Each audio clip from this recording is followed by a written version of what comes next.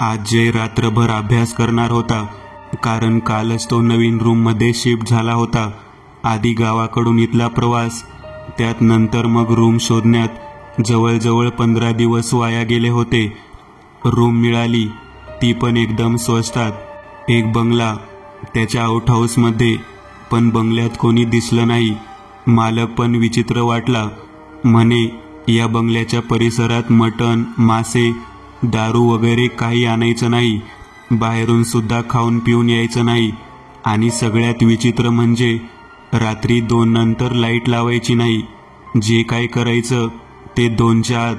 अरे याला काय अर्थ आहे? आणि एवढा मोठा बंगला सोडून हा मालक फ्लॅटमध्ये का राहत असावा?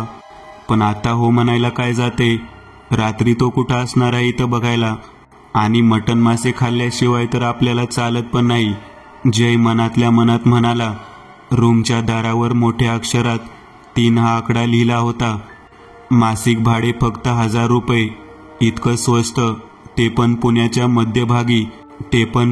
मध्यभागी रूम एखाद्यालाच मिळते. आणि आपलं नशीब जोरावर आहे.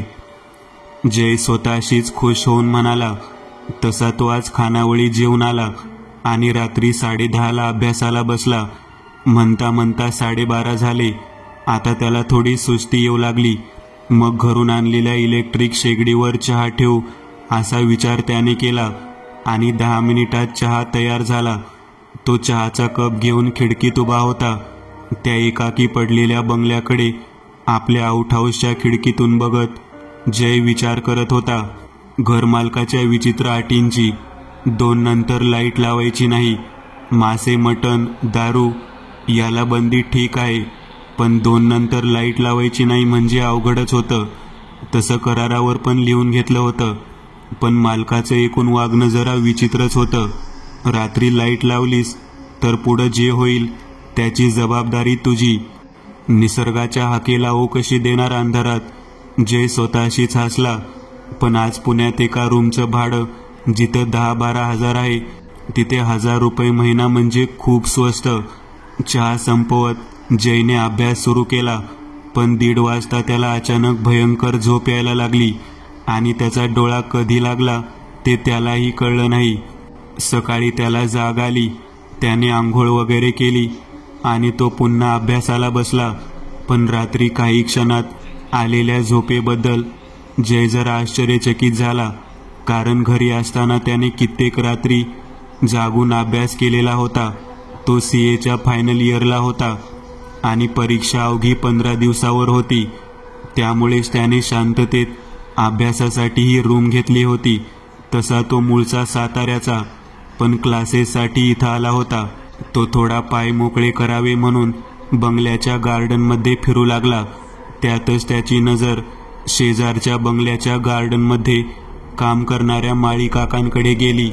जयने सहज ओळख करून घ्यावी म्हणून जवळ जात आवाज दिला. नमस्कार, मी काल इथं आलोय. आउट हाऊसमध्ये भाडे करू. माळी झपापला. बाळा एक सांगू, शहाणा असशील तर या क्षणी सोड ही जागा. आम्ही बघितलं. जास्त काही विचारू नको. वयाने मोठा आहे म्हणून सांगतोय. ही जागा चांगली नाही रे. तू तरुण चांगल्या घरचा दिसतोस म्हणून सांगतोय. म्हाताऱ्याच्या बोलण्यात काहीतरी गूढ होतं. पण यावेळी पुन्हा दुसरी रूम शोधणं जयला परवडणार नव्हतं, कारण परीक्षा जवळ होती आणि जर तो फेल झाला असता तर त्याला परत सगळी सुरुवात पहिल्यापासून करणं परवडणार नव्हतं. बरं काका, बघतो मी. चला येऊ. जयनं म्हाताऱ्याला नाराज न करता रजा घेतली. तो रूममध्ये येऊन अभ्यास करू लागला आणि म्हाताऱ्याचे शब्द डोक्यातून जात नव्हते. पुन्हा संध्याकाळ झाली. तितक्यात जयचा फोन वाजला. समोरून सारंग बोलत होता. जय, अरे राजनचा ॲक्सिडेंट झालाय. शाश्वत हॉस्पिटलला चाललोय. तुला घ्यायला येतो अर्ध्या तासात. जय ताडकन उठला, कारण राजन म्हणजे त्याचा जीवश्च कंठस्थ मित्र होता. तिथं जाणं गरजेचं होतं. अभ्यास रात्रीच करू आता, असा विचार करून जय तयार झाला. अर्ध्या तासात सारंग आला आणि जय त्याच्याबरोबर गेला. तिथून त्याला यायला 11:30 वाजले. पण येताना जय आणि सारंगनी बियर घ्यायची ठरवली. पण एक बियर म्हणता म्हणता 2 झाल्या सारंग तिथे थांबला असता, पण त्याची आजी घरी एकटीच होती. मग म्हणून त्याला जावं लागलं. जय बाहेरून खाऊन आला होता. आता तो डायरेक्ट अभ्यासाला बसला. आज पण 1:30 वाजत आला आणि त्याला अचानक प्रचंड झोप येत होती. पण त्याने आज ठरवलंच होतं की आज काही झालं तरी झोपायचं नाही. दारूची नशा होतीच, पण तरीही त्याला झोप लागलीच. रात्रीचे साधारण 3 वाजले. 2 बियर पिल्यामुळे त्याचं ब्लॅडर पूर्ण भरले होते. त्यामुळे झोपेत सुद्धा त्याला लघुशंकेची चाहूल लागली. चाच पडत तो उठला आणि त्यानं लाईट लावली आणि जे दृश्य त्यांनी पाहिलं त्याची दारूच उतरली. त्या खोलीत जवळजवळ एक मध्यमवयीन बाई अंग चोरून बसलेली त्याला दिसली. पायात डोकं खुपसून ती मुसमुसत होती. लाईट लागल्यावर तिने हळूहळू मान वर केली. कपाळावर मोठं कुंकू, मळकट रंगाची फाटलेली हिरवट नऊवारी साडी, केस मोकळे सोडलेले.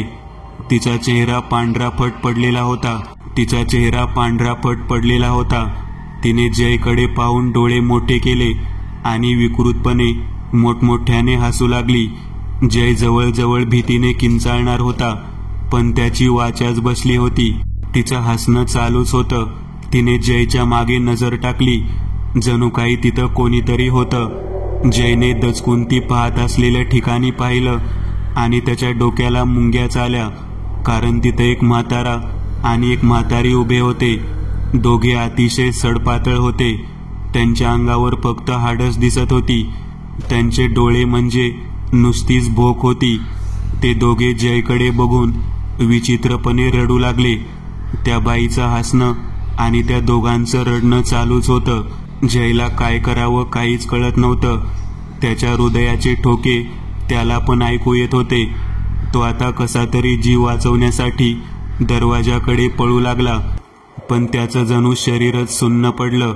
एक एक करत तो म्हातारा आणि ती म्हातारी त्याच्या खांद्यावर चढू लागले आणि त्यांनी त्याचा ताबा घेतला आणि जयच्या डोळ्यासमोर अंधारी आली.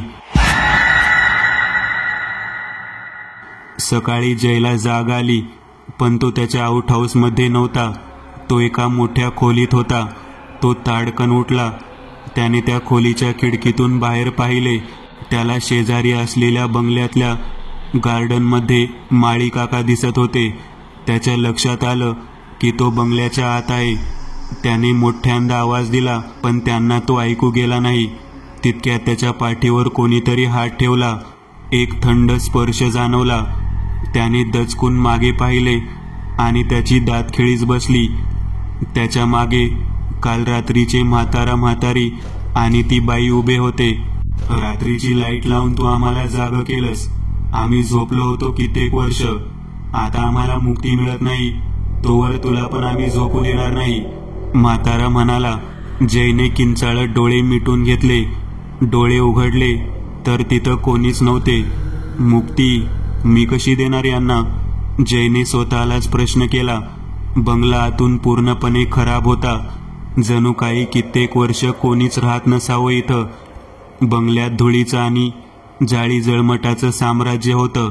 मधून मधून 5-7 उंदीर फिरताना दिसत होते.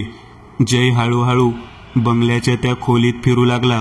भिंतीवर लावलेले 2 फोटो त्याच्या नजरेस पडले. त्यावरची धूळ बाजूला करून त्याने पाहिले आणि त्याला धक्काच बसला. त्या फोटोत ते दोघे म्हातारी आणि ती बाई तर होतीच, पण त्यांच्याबरोबर या बंगल्याचा मालक पण दिसत होता. जयने तो फोटो भिंतीवरून काढला. तितक्यात दार अचानक उघडलं. आपोआप जय बाहेर आला. तो फोटो घेऊन तो आउट हाऊसकडे जात होता. तितक्यात त्याला माळी काकाने आवाज दिला. तो त्यांच्याकडे आला. काका, या फोटोत ही कोण लोक आहेत? जयने विचारलं. माळी काका चक्रावून गेले. तू बंगल्याच्या आत गेला कसा? त्यांनी प्रतिप्रश्न केला. ते सोडा, मला सांगा ही लोक कोण आहेत? अरे म्हातारी या बंगल्याचे मालक होते आणि त्यांची मुलगी आणि हा चौथा तिचा नवरा. खूप सुखी कुटुंब होतं. साताराचे मोठे जमीनदार होते. एकुलती एक मुलगी. अस्सल मराठमोळं कुटुंब. त्यातच या हरामखोराचा संजयचा प्रवेश झाला यांच्या आयुष्यात. याने त्यांच्या पोरीला प्रेमाच्या जाळ्या तोडून पळून जाऊन लग्न केलं. यांनी शेवटी पोरीच्या प्रेमाखातीर याला स्वीकार केला. याने हळूहळू सगळ्या संपत्तीचा ताबा घेतला. गावाकडची जमीन परस्पर नावावर करून घेतली. राहता राहिला हा बंगला, तो पण त्याला हवा होता. मग त्याने जोर जबरदस्तीने मिळवण्यासाठी म्हातारा म्हातारीचा आणि बायकोचा छळ सुरू केला. म्हातारा म्हातारी दोघे खाण्यापिण्याचे शौकीन होते एकेकाळी, पण या संजयमुळे त्यांची खायची प्यायची आबाळ केली. अशातच एक दिवस तिघेही कुठेतरी गायब झाले. आज 8 वर्ष होतील. त्यांना कोणीच बघितलं नाहीये. जिवंत आहेत का मेलेत काहीच माहीत नाही. कोण म्हणतं रात्री त्यांना विष देऊन मारून टाकलं आणि आउट हाऊस मध्येच मारलं, तर कोण म्हणतं की बंगल्यात मारून गाडलं. खरं खोटं देवाला माहीत. संजयला बंगला मिळाला, पण नंतर तो सुद्धा या बंगल्यात राहिला नाही. बऱ्याचदा म्हातारा म्हातारीच्या रडण्याचे आणि पोरीच्या हसण्याचे आवाज ऐकू यायचे आजूबाजूच्या लोकांना. बहुतेक मारलं त्यांना. तू पण राहू नको रे बाबा इथं, जा इथून, इथं त्यांचा आत्मा भटकतोय. जय तिथून रूममध्ये गेला. त्याने घरमालकाला फोन केला. बोल रे, इतक्या सकाळी फोन केलास? समोरून घरमालक संजय म्हणाला, हो, मी रूम सोडतोय. बरं झालं, कारण मी ती जागा एका बिल्डरला विकतोय. मीच सांगणार होतो तुला. मी 2 तासात तिथे येतोय. बिल्डर पण पोहोचतोय. आल्यावर बोलतो. संजयने बोलून फोन ठेवला. 2 तासांनी संजय तिथं पोहोचला, पण आउट हाऊसमध्ये जय नव्हता आणि बंगल्याचं मुख्य द्वार पण उघडं होतं. हे त्या पोराचंच काम असणार. एक शिवी हासडत संजय बंगल्याच्या आत शिरला. अंधाऱ्या कोपऱ्यात कोणीतरी उभं होतं. जय, तुला या बंगल्याचं दार उघडू नको सांगितलं होतं ना, आणि तू दार उघडलंस कसं? अंधाऱ्या कोपऱ्यात उभा असलेल्या व्यक्तीकडे पाहत संजय रागाने बोलला. ती व्यक्ती हळूहळू अंधारातून बाहेर येऊ लागली आणि संजयला धडकीच भरली. कारण तो जय नव्हता, तो संजयचा सासरा होता. आप्पा तुम्ही? संजय थरथरत म्हणाला. आता कुठं जाशील? असं म्हणत तो म्हातारा त्याच्याकडे येऊ लागला. संजय जीव वाचवण्यासाठी दरवाजाकडे पळणार. दरवाजा आपोआप बंद झाला आणि त्याच्या समोर आता ती म्हातारी आणि त्याची बायको उभे होते. ते हळूहळू संजयकडे चालत आले. संजय भीतीने किंचाळत राहिला. एक जोरदार किंकाळी फोडली आणि त्याचा आवाज कायमचा बंद झाला. काही क्षणातच खिडकीची काच फुटल्याचा आवाज आला. जय आपली बॅग घेऊन बंगल्याच्या आत पाहत होता. त्या तिघांचे आत्मे मुक्त केल्याचं समाधान त्याच्या चेहऱ्यावर होतं. आता त्या आउट हाऊसच्या दारावर एक आकडा आपोआप उमटला होता. 3 जण मुक्त झाले होते आणि एक पापी आता मुक्तीसाठी तडफडणार होता. मित्रांनो, आज पुरतं एवढंच. तुम्हाला जर काही गोष्ट आवडली असेल तर नक्की लाईक करा. तुमच्यापैकी बरेचसे जण व्हिडिओ लाईक न करताच पळून जातात, पण हा जर व्हिडिओ तुम्ही लाईक केला तर मला जरा बरं वाटेल आणि असेच भारी भारी व्हिडिओ बनवायची माझ्यात एनर्जी येईल. त्यामुळे नक्की लाईक करा. आणि अजूनही कोणी या चॅनलला सबस्क्राईब केलेलं नसाल तर लगेच सबस्क्राईब करून टाका. आणि बाजूची घंटी ती मात्र दाबायला विसरू नका. देवाची घंटी आहे ती. चला तर मग पुन्हा भेटूया अशीच एक आगळी वेगळी गोष्ट घेऊन पुढच्या